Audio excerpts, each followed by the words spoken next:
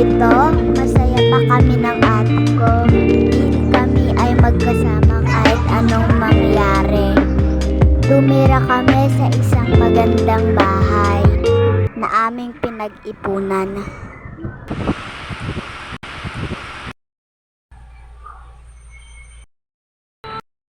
Guys, buti nakabili na tayo ate sa ng ating bagong bahay.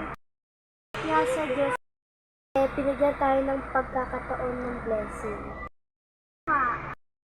Sa Diyos kasi binigyan tayo ng blessing ni ganito.